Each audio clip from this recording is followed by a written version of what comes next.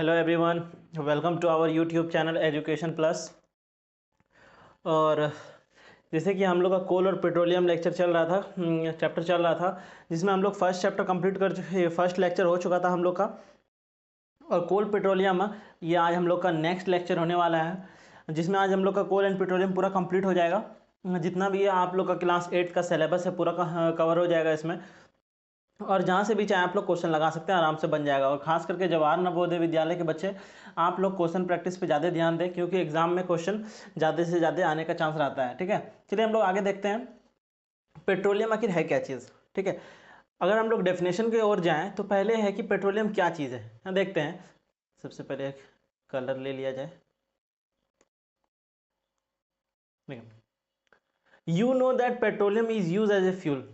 क्या कर रहा है कि जैसे हम लोग को तो पता है कि पेट्रोलियम किस लिए इस्तेमाल किया जाता है। पेट्रोलियम हम लोग इस्तेमाल करते हैं किसके लिए? As a fuel. किस में इस्तेमाल करते हैं? हम लोग कार में इस्तेमाल करते हैं, ठीक है, बाइक में इस्तेमाल करते हैं, ठीक है, कार में इस्तेमाल करते हैं, बाइक में, एरोप्लेन में, यानी कि बहुत तरह के व्हीकल्स जितना भी हम लोग के पास है, सब में क्या लगता है? फ्यूल लगता है। जैसे कि हम लोग का ह्यूमन बॉडी है, तो ह्यूमन बॉडी के लिए फ्यूल चाहिए, तो हम लोग क्या पेट्रोलियम खाते हैं? नहीं, पेट्रोलियम नहीं खाते हैं हम लोग। ह्यूमन बॉडी है तो हम लोग का फ्यूल क्या है? अलग है। जैसे हम लोग भोजन करते हैं उससे ग्लूकोज बनता है, तो वो हम लोग का फ्यूल है। हम लोग जैसे चलते हैं उसके लिए अपने पूरे बॉडी को मूव करने के लिए, चलने के लिए जो फ्यूल हम लोग का इस्तेमाल करते हैं, तो हम लोग के भोजन के द्वारा हम लोग को मिल जाता है। लेकिन अगर पेट्रोलियम को देखा जाए तो क्या कह रहा है? You know that the petroleum is use as a fuel. किसके लिए? फ्यूल के लिए करते हैं। In a light automobile, motorcycle, scooter, car, heavy motor vehicles like truck, tractor run on the diesel, petrol and the diesel are the obtain from the natural resource is called petroleum. मतलब कि जितना भी हम लोग के पास diesel है, kerosene है, पेट्रोल है, ये सारा हम लोग को कहाँ से मिलता है? पेट्रोलियम से। यानी कि पेट्रोलियम ऑयल हम लोग को सारा, कि जैसे केरोसिन हो गया, डीजल हो गया, सारा किसका प्रोडक्ट है? Petroleum product. क्योंकि हम लोग को पेट्रोलियम को ही रिफाइन करके अलग अलग तरह का हम लोग क्या करते हैं? ऑयल को ऑब्टेन करते हैं। अब जैसे कि वर्ड है पेट्रोलियम, ठीक है, वर्ड है यहाँ पर पेट्रोलियम। तो पेट्रोलियम यहाँ किसे दो वर्ड से मिलकर बना है? अरे भाई कलर, पेट्रोल और ओलियम, ठीक है, पेट्रोल और ओलियम, यहाँ थे पेट्रो और ओलियम, ठीक है। यानी कि पेट्रोलियम दो वर्ड से मिलकर बना हुआ। पेट्रो मतलब होता है रॉक, यानी कि पेट्रो मतलब क्या होता है? रॉक, ठीक है, और ओलियम मतलब होता है ऑयल, यानी कि रॉक ऑयल। यानी कि पेट्रोलियम को हम क्या कर सकते हैं? एक तरह का रॉक ऑयल कर सकते हैं, जो कि हम लोग जमीन से माइन करके निकालते हैं। यानी कि जमीन का खुदाई करने के बाद हम लोग को क्या मिलता है? पेट्रोलियम मिलता है। ठीक है, आगे हम लोग देखते हैं पेट्रोलियम आखिर हम लोग को मिलता कैसे। जैसे कि यहाँ पर एक सी है, ठीक है, एक सी है, ओशन है, कुछ भी है, ठीक है, और ये इधर लैंड है।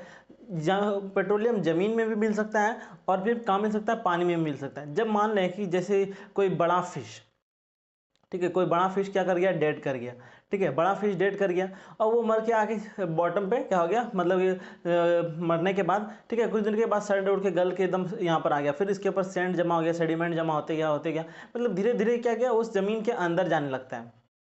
ठीक है, मरने के बाद कोई भी चीज़ तो ऊपर जाता है, लेकिन मान लो सड़ उड़ के गल उड़ के धीरे धीरे वो क्या कर गया? एक एक पार्ट बाय पार्ट सब नीचे जमा, सेडिमेंट के तौर पे सब नीचे जमा होते गया।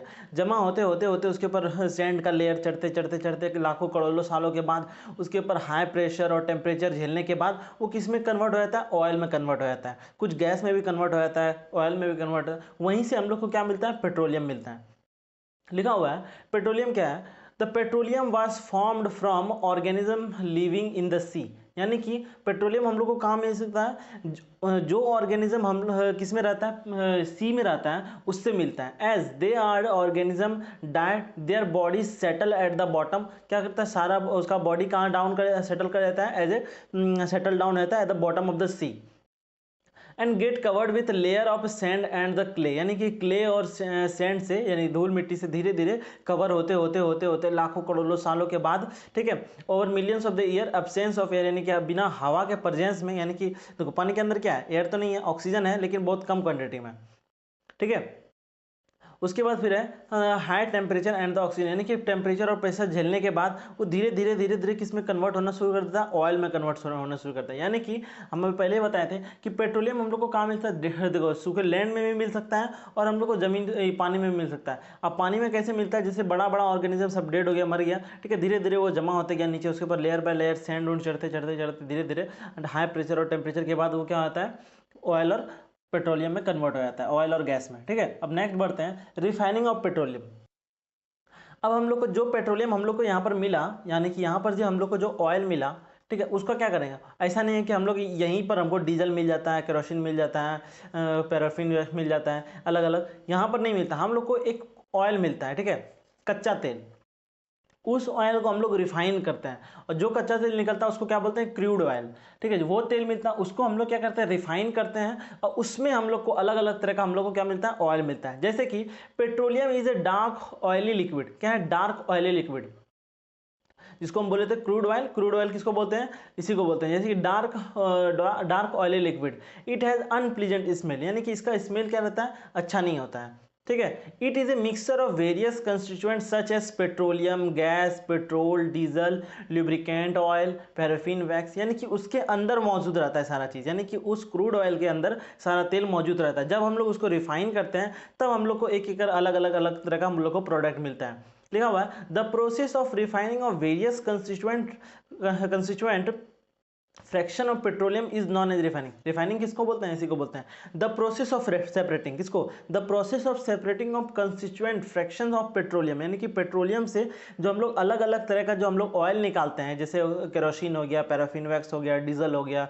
गैस हो गया, ठीक है, ये सब जिससे हम निकालते हैं उसी को क्या बोलते हैं, रिफाइनिंग।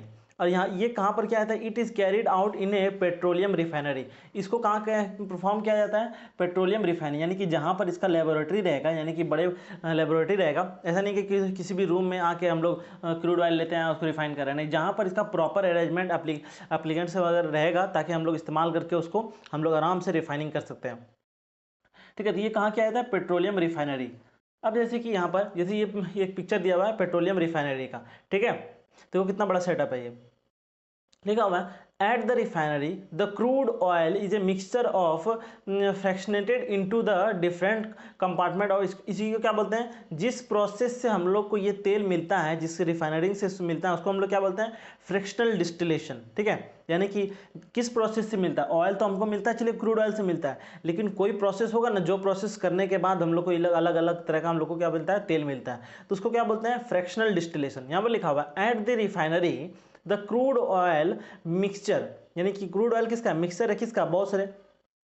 और ये क्रूड ऑयल को देखें तो ये किसका मिक्सचर है, ये पेट्रोलियम का है, डीजल का है, पैराफिन वैक्स का है, ठीक है, और भी बहुत तरह का जितना भी ऑयल है सबका क्या है, वो मिक्सचर है। ठीक है, अब उसके बाद लिखा है फ्रैक्शनेटेड इनटू द डिफरेंट कंपार्टमेंट, यानी कि सबको अलग अलग कंपार्टमेंट डाल के, ठीक है, यानी कि एक में डाल के कहा उसको जब बॉयल करते हैं तो धीरे धीरे धीरे क्या करता है, जो इसका अलग अलग बॉइलिंग टेम्परेचर होता है, ठीक है, वेपोरेशन ये रहता है, यानी कि बॉइलिंग टेम्परेचर, तो उसके अलग अलग हिसाब से वो क्या होता है, सेपरेट होता है। वो हम आगे पढ़ेंगे कैसे कैसे किया जाता है। लिखा हुआ है many useful substance are obtain from petroleum, यानी कि बहुत हम लोग का यूजफुल प्रोडक्ट भी मिलता है उससे, यानी यूजफुल तो उसे मिलता है, ये क्रूड ऑयल ये सब, तो ये सब क्या है, यानी पेट्रोल होगा, डीजल होगा, ये सब तो यूजफुल प्रोडक्ट ही है। अब है एंड द नेचुरल गैस, यानी कि वहाँ से क्या नेचुरल गैस भी मिलता है हम लोग को, पेट्रोलियम से हमको क्या मिलता है, नेचुरल गैस। लिखा हुआ है they are term as petrochemical, जो नेचुरल गैस मिला उसको हम लोग क्या बोलते हैं, पेट्रोकेमिकल। ठीक है, और पेट्रोकेमिकल का इस्तेमाल बहुत सारा फर्टिलाइजर वगैरह में, पेंट वगैरह में, सब में बनाने में इस्तेमाल किया जाता है, डिटर्जेंट वगैरह में। They are use for manufacturing as a detergent, ठीक है, फैब्रिक पॉलिस्टर, नायलॉन, एक्रेलिक, यानी कि इसका इस्तेमाल करके हम लोग क्या करते हैं, बहुत तरह का फाइबर्स बनाते हैं, यानी कि धागा बनाते हैं, जैसे नायलॉन हो गया, पॉलिस्टर हो गया, एक्रेलिक हो गया, ये सब सारा हम लोग किससे बनाते हैं, पेट्रोलियम से जो प्रोडक्ट मिलता है हम लोग को, पेट्रोकेमिकल सब्सटेंस, ठीक है, उससे हम लोग क्या बनाते हैं, ये सब्सटेंस वगैरह बनाते हैं। अब रहिए कि हम लोग रिफाइनिंग करते कैसे हैं। अब फ्रैक्शनल डिस्टिलेशन होता क्या चीज़ है, देखो, fractional distillation is a process, क्या, एक process of separating liquid with the different boiling point, जिसका बॉइलिंग टेम्परेचर अलग अलग रहेगा उसका फ्रैक्शनल डिस्टिलेशन। जैसे कि मान लें कि एक इसके अंदर मिक्सर है बहुत तरह का, सबका बॉइलिंग टेम्परेचर अलग अलग है, हम इसको बॉयल किए, ठीक है, सपोज करते हैं, चलिए ये स्टैंड हो गया, और ये हो गया उसका बर्नर, ठीक है, निकल रहा है। इसके अंदर क्या क्रूड ऑयल रखा हुआ है, इसके अंदर क्रूड ऑयल भरा पड़ा है। और क्रूड ऑयल क्या है, मिक्सचर है बहुत तरह का, किसका, बहुत तरह का ऑयल का। तो सबका अलग अलग बॉइलिंग टेम्परेचर है। मान लें कि हम 300 तक लेके गए, 300 डिग्री सेल्सियस तक इसको लेके गए, ठीक है। जो इसमें वेपोराइज होने वाला रहेगा वो सब वेपोराइज होकर ऊपर में जमा हो जाएगा। मान लीजिए कंटेनर क्लोज है और यहाँ पर क्या एक पाइप लगा हुआ है, ठीक है। 300 डिग्री सेल्सियस तक लेके गए, जो इसमें जिसका बॉइलिंग टेम्परेचर पहुंच गया वो बॉयल होने के बाद वो वेपर में फॉर्म हो गया, स्टेट अपना चेंज कर गया और यहाँ का हो गया, और यहाँ से कंडेंस होके ये बाहर होके सेपरेट हो गया, इस बॉक्स में सेपरेट हो गया। उसी तरह का मान लेके अगर हम लोग क्या किए 400 डिग्री सेल्सियस तक लेके चले गए, ठीक है। तो अब जिसका बॉइलिंग टेम्परेचर पहुंचेगा तो वो यहाँ पर धीरे धीरे वेपर अपना स्टेट को चेंज करके वेपर फॉर्म कर लेगा, और वो वेपर फॉर्म क्या करेगा, धीरे धीरे दूसरे ये कंपार्टमेंट में जमा हो जाएगा।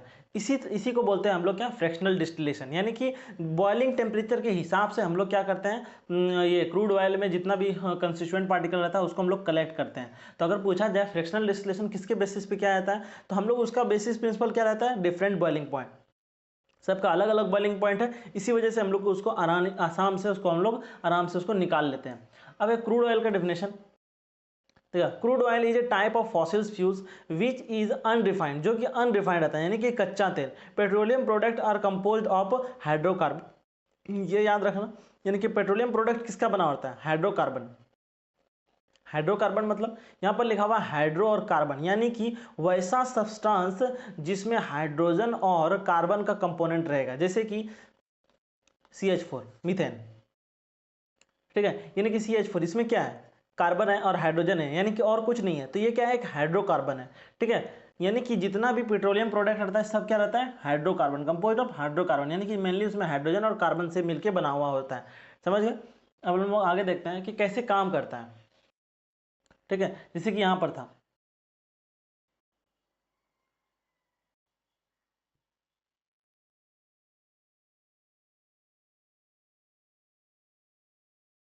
देखो यहाँ पर है, जैसे कि यहाँ पर आग लगा हुआ है, ये रहा क्रूड ऑयल, ठीक है, ये रहा क्रूड ऑयल, और यहाँ पर हम लोग क्या कर रहे हैं, आग लगा रहे हैं, ठीक है।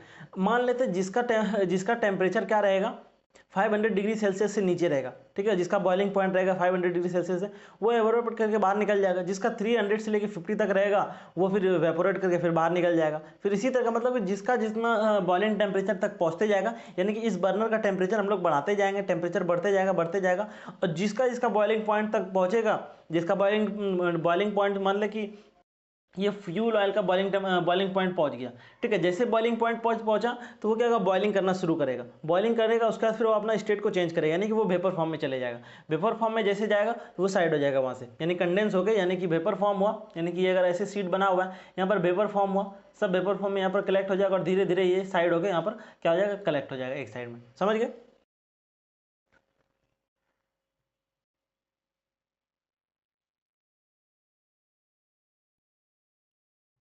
ठीक है, और लिखा हुआ है during the fictional distillation crude oil heated crude oil inter into a tall fractional column, यानी कि किसमें इंटर करता है, जब हीट क्या हुआ क्रूड ऑयल किसमें इंटर करता है, लॉन्ग फ्रैक्शनल ट्यूब में इंटर करता है। Which it hot eight the bottom, यानी कि जो सबसे हॉट रहता है वो उसको सबसे नीचे रखा जाता है, यानी कि सबसे नीचे हॉट वाले को, and the cooler at the top, जो सबसे हल्का रहता है वो सबसे ऊपर में। The vapour from the oil rise through the column, यानी कि कॉलम के थ्रू क्या करता है, वेपर राइज करता है, एंड दे कंडेंस, वो क्या होता है, ठंडा होता है, एंड दे कूल डाउन, ठंडा होने के बाद वो क्या होता है, वापस वो अपने लिक्विड फॉर्म में आ जाता है, ठीक है। At the end liquid is laid out from the column of the different height, यानी कि अलग अलग हाइट से अलग अलग क्या करता है, हमको लिक्विड मिल जाता है, जो चीज़ हम पीछे बताया वही चीज़ लिखा हुआ था, ठीक है। अब हम लोग आगे देखते हैं, लिखा हुआ है various constituent of the petroleum and their uses, यानी कि वेरियस कंस्टिट्यूएंट, यानी कि किस चीज़ से क्या हम लोग इस्तेमाल करते हैं, यानी कि बहुत तरह का हम लोग इधर पेट्रोलियम प्रोडक्ट दिया हुआ है, ठीक है, उससे हम लोग का क्या क्या इस्तेमाल है। जैसे कि लिखा हुआ है petroleum gas in a liquid form, यानी कि पेट्रोलियम गैस जो हम लोग मिलता है, यानी कि जिसको बोले लिक्विफाइड पेट्रोलियम गैस, ठीक है। जो लिक्विफाइड पेट्रोलियम गैस है उसको हम लोग किस से इस्तेमाल करते हैं, इसको इस्तेमाल करते हैं हम लोग अपने घर में खाना बनाने के लिए, या फिर इंडस्ट्रीज़ वगैरह में भी यूज़ किया जाता है। अब रहा पेट्रोल। पेट्रोल को हम लोग किसमें इस्तेमाल करते हैं, सब जानते होंगे, पेट्रोल को हम लोग मोटर बाइक में इस्तेमाल करते हैं, ठीक है। उसके बाद है केरोसिन। केरोसिन का इस्तेमाल किस लिए करते हैं, केरोसिन का पहले ज़माने में इस्तेमाल किया जाता था स्टोव वगैरह में, लालटेन वगैरह में इस्तेमाल किया जाता था। The fuel for the stove, lamp for the jet और एयरक्राफ्ट, और एयरक्राफ्ट में भी इस्तेमाल किया जाता है, ठीक है, जेट के लिए। अब अगर डीजल किस में इस्तेमाल किया जाता है, डीजल है फ्यूल इज हैवी मोटर, यानी कि डीजल हम लोग किस में इस्तेमाल करते हैं, जो हैवी व्हीकल्स रहता है, जैसे ट्रैक्टर हो गया, ठीक है, उसका ट्रक हो गया, ये सब क्या हैवी व्हीकल्स है, इसमें इस्तेमाल किया जाता है। उसके बाद फिर और इलेक्ट्रिक जनरेटर में। अब ल्यूब्रिकेंट ऑयल, ठीक है, ल्यूब्रिकेंट ऑयल किसके लिए इस्तेमाल करते हैं, अब वर्ड से ही पता चल रहा है ल्यूब्रिकेंट, ठीक है, इसको वैसे जगह पर इस्तेमाल करते हैं ताकि फ्रिक्शन कम कर सके। मान लें कि ये क्या है, एक बॉल बेरिंग है, ठीक है, इसके अंदर बॉल लगा हुआ है, ठीक है, ग्रीसिंग का नाम सुने हो, ठीक है, यानी कि बॉल बेरिंग लगा हुआ है, यानी कि मान लें कि ये आराम से सही से ये स्पिन नहीं हो रहा है, घूम नहीं रहा है, तो हम क्या किए, इसमें ल्यूब्रिकेंट ऑयल डाल दिए, जिसके वजह से क्या होगा, एक पतला सा फिल्म उसमें डेवलप हो जाएगा, ठीक है, इसके सरफेस और इसके बॉल के बीच में, ठीक है, और ये बॉल आराम से रोल कर पाएगा इसमें, ठीक है, समझ गए ल्यूब्रिकेंट ऑयल क्या चीज़ है। अब है पैराफिन वैक्स। पैराफिन वैक्स क्या है, यानी कि समझो कि एक वैक्स है, ठीक है, जिसके लिए हम लोग क्या कैंडल बनाने के लिए इस्तेमाल करते हैं। उसके बाद है बिटुमिन, ठीक है, किसके लिए, पेंट में, रोड सरफेसिंग में, यानी कि हम लोग इसमें किसके लिए इस्तेमाल करते हैं, बिटुमिन, उसको हम लोग इस्तेमाल करते हैं पेंट के लिए, पेंट उंट बनाने के लिए। अब नेक्स्ट है नेचुरल गैस क्या चीज़ है। अब है natural gas. Natural gas is a very important fossil fuels because it is easy to transport through pipe. यानी कि नेचुरल गैस क्या चीज़ है, नेचुरल गैस क्या है, नेचुरल गैस हम लोग को मिलता है किससे, पेट्रोलियम के थ्रू मिलता है, ठीक है, यानी कि ये एक क्या है, फॉसिल्स फ्यूल है, और फॉसिल्स फ्यूल है ये। नेचुरल गैस अच्छा इसलिए क्योंकि इसको ट्रांसपोर्ट करना, ठीक है, पाइप के थ्रू आसान से हो जाता है, कोई दिक्कत नहीं होता है। और लिखा हुआ है natural gas is stored under A high pressure and compress natural gas CNG, यानी कि नेचुरल गैस को हम लोग का कंप्रेस करके किसी भी सिलेंडर में हम लोग आराम से रख सकते हैं, जैसे कि कंप्रेस्ड नेचुरल गैस, इसको यूज़ करते हैं पावर जनरेशन में। और ये मेन रीज़न इसका अच्छा होने का ये है क्योंकि ये क्लीन है, इसमें कोई भी डस्ट वगैरह नहीं बनता है, जैसे कि हम इसको बर्न करेंगे वो कम्प्लीटली जल के ख़त्म हो जाएगा, कोई इसमें डस्ट वगैरह स्मोक वगैरह रिलीज नहीं होता। और ये क्या करता है, इन्वायरमेंट को भी क्लीन रखता है। देखा हुआ in our country natural gas has been found in Tripura. कहाँ पर मिलता है हम लोग को नेचुरल गैस का, कहाँ पर हमको खदान अगर कहें तो त्रिपुरा में, ठीक है, कहाँ है ये, त्रिपुरा, राजस्थान में, महाराष्ट्र में। और उसके बाद लिखा हुआ है कृष्णा गोदावरी डेल्टा, ठीक है, कृष्णा गोदावरी डेल्टा, यानी कि हम लोग को कहाँ कहाँ से नेचुरल गैस मिलता है, अगर कहे तो त्रिपुरा से मिलता है, ठीक है, राजस्थान से, महाराष्ट्र से, और फिर कृष्णा गोदावरी डेल्टा से, यहाँ से हम लोग को नेचुरल गैस मिलता है, यानी कि उस सबका ओर है वहाँ। अब है एडवांटेज ऑफ सीएनजी गैस, यानी कि कंप्रेस नेचुरल गैस का क्या क्या एडवांटेज है, ठीक है, लिखा हुआ है दे आर बर्न डायरेक्टली, यानी कि इसको जलाने के लिए हम लोग को ज़्यादा तामझाम यानी कुछ नहीं करना पड़ता, ये आराम से जल जाता है। यानी कि अगर ये गैस रहा, मान लें कि ये गैस लीक कर रहा है इधर से, ये गैस आ रहा है, अगर जैसे ही हम इसमें थोड़ा सा भी स्पार्क मारेंगे तो ये तुरंत जल जाएगा, ठीक है, इसको जलने में जरा से अभी दिक्कत नहीं होता है, ठीक है। लिखा हुआ है they can be transported easily through pipe, इसको पाइप के थ्रू आराम से हम लोग ट्रांसपोर्ट कर सकते हैं। और ये क्या है, they are the clean fuel and do not have smoke and the harmful gases when burn. जब ये जलता है तो अपने साथ कोई स्मोक नहीं छोड़ता है ये, यानी कि इसके साथ कोई धुआं वगैरह नहीं निकलता है, कोई डस्ट वगैरह नहीं निकलता है। उसके बाद they are sufficient good amount of heat energy when they burn, यानी कि ये क्या करता है, जब ये जलता है तो पर्याप्त अमाउंट में ये क्या करता है, हीट रिलीज करता है, जितना इसको हीट रिलीज करना चाहिए एक गैस को, ठीक है, उतना ये क्या करता है, हीट रिलीज करता है जब ये क्या करता है, जब जलता है, ठीक है। अब है, अब क्या क्या प्रॉब्लम है फॉसिल्स फ्यूल से, फॉसिल्स फ्यूल से हम लोग को क्या क्या मतलब उससे क्या क्या परेशानी होता है। यानी कि अगर फॉसिल फ्यूल है जब जलता है तो वो क्या करता है, स्मोक रिलीज करता है, स्मोक रिलीज होने की वजह से क्या होगा, एयर पॉल्यूशन होगा। यानी कि क्या क्या अगर हेजार्ड है उसका, यानी कि क्या क्या नुकसान ही है, ठीक है, hazard caused during the excessive use of fossils fuel, जब हम लोग ज़्यादा इस्तेमाल करने लगते हैं फॉसिल्स फ्यूल्स का तो एयर पॉल्यूशन होता है, और फिर एयर पॉल्यूशन होने के बाद फिर ग्लोबल वार्मिंग। यानी कि ग्लोबल वार्मिंग क्या चीज़ है, ठीक है, अर्थ का एक सरफेस है, ठीक है, उसके ऊपर क्या है, एक एटमॉस्फेरिक लेयर चढ़ा हुआ है, ठीक है, लेयर चढ़ा, अगर मान लो हम ज़्यादा एयर पॉल्यूशन करेंगे, ज़्यादा गर्मी, तो उसके वजह से क्या होता है, इसमें छेद हो जाता है, ठीक है, छेद होने की वजह से, यानी कि जिसको ओजोन होल बोलते हैं, ठीक है, छेद होने के बाद यहाँ से सन से जो डायरेक्ट हार्मफुल रेडिएशन अर्थ पे आएगा तो ये हम लोग के स्किन के लिए बहुत नुकसानदायक होता है, ठीक है। यानी कि ग्लोबल वार्मिंग का रीज़न क्या हो सकता है, ठीक है, एयर पॉल्यूशन, यानी कि ज़्यादा हम लोग फॉसिल फ्यूल्स का इस्तेमाल करेंगे जिसकी वजह से एयर पॉल्यूशन होगा, ग्लोबल वार्मिंग होगा, ठीक है। यानी कि परेशानी ह्यूमन बींग को ही होगा जब वो एक्सेसिव यूज़ किसका करेगा, फॉसिल्स फ्यूल्स का। ज़्यादा फॉसिल्स फ्यूल्स का इस्तेमाल करेगा, ज़्यादा स्मोक बनेगा, ज़्यादा एयर पॉल्यूशन होगा, ठीक है। यानी कि परेशानी किसको, इसीलिए हम लोग को क्या करना चाहिए, इस बिला वजह इस्तेमाल नहीं करना चाहिए फॉसिल्स फ्यूल की, कुछ काम भी नहीं है फिर भी मुफ्त में जला रहे हैं, ठीक है। अब नेक्स्ट है कि इंडिया क्या क्या चीज़ लिया है स्टेप ताकि फॉसिल्स फ्यूल्स का अननेसेसरी यूज ना कर पाए, ठीक है। तो लिखा हुआ है in India the petroleum conservation research association, ठीक है। अगर एग्जाम में फुल फॉर्म पूछ ले पीसीआर का फुल फॉर्म क्या है, तो पीसीआर का फुल फॉर्म क्या है, पेट्रोलियम कंजर्वेशन रिसर्च एसोसिएशन, ठीक है। ये क्या बोला था, क्या था, advice people how to save petrol diesel while driving, यानी कि कहा था कि जब आप लोग ड्राइविंग कर रहे हैं, यानी कि बाइक राइड कर रहे हैं, कार राइड कर रहे हैं, ठीक है, कार ड्राइव कर रहे हैं, ठीक है, तो क्या करो कि कैसे पेट्रोल और डीजल को सेव कर सकते हैं। तो कैसे कर सकते हैं, लिखा हुआ है drive at the constant and the moderate speed as far as possible, यानी कि क्या करो, जब भी बाइक चलाओ या फिर कार चलाओ, कोशिश करो कि जब लंबे दूरी के लिए हम लोग निकले हैं तो स्पीड को मेंटेन रखो, ठीक है। और ज़्यादा स्पीड नहीं, यानी कि इतना सफिशिएंट स्पीड रखो, और ज़्यादा नहीं, कभी ऐसे नहीं कि कभी 100 का स्पीड से चला दिए, कभी 10 के स्पीड से चला रहे हैं, यानी कि चलना है तो एक स्पीड से, मॉडरेट स्पीड से चलते रहो। और क्या करो, switch off the engine, engine को क्या कर दो, ऑफ कर दो जब ट्रैफिक लाइट क्या हो, जल जाए, ठीक है। जब आप लोग को स्टॉप होने के लिए कहे ट्रैफिक लाइट, ठीक है, ऐसा नहीं है कि बस गाड़ी को रोक दिया, इंजन ऑन है, नहीं, तभी गाड़ी को बंद कर दो।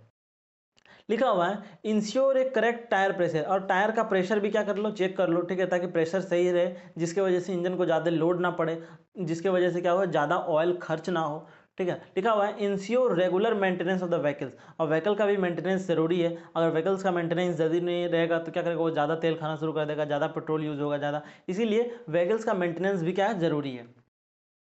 यहाँ तक हम लोग आज का चैप्टर कंप्लीट हो गया पूरी तरह से, ठीक है। कोल और पेट्रोलियम पूरी तरह से कंप्लीट हो चुका है। अब नेक्स्ट लेक्चर जो आएगा उसमें हम लोग क्वेश्चन प्रैक्टिस कर लेंगे एकदम मस्त, ठीक है, जिससे आप लोग का पूरी तरह से ये चैप्टर कंप्लीट हो जाएगा और कहीं से भी पढ़ने का कोई ज़रूरत नहीं है। अब बस खाली क्वेश्चन जितना लगा सकते हो उतना बेहतर है। थैंक यू वेरी मच, उम्मीद करते हैं कि सारी चीज़ समझ गए होंगे आप लोग। Thank you very much.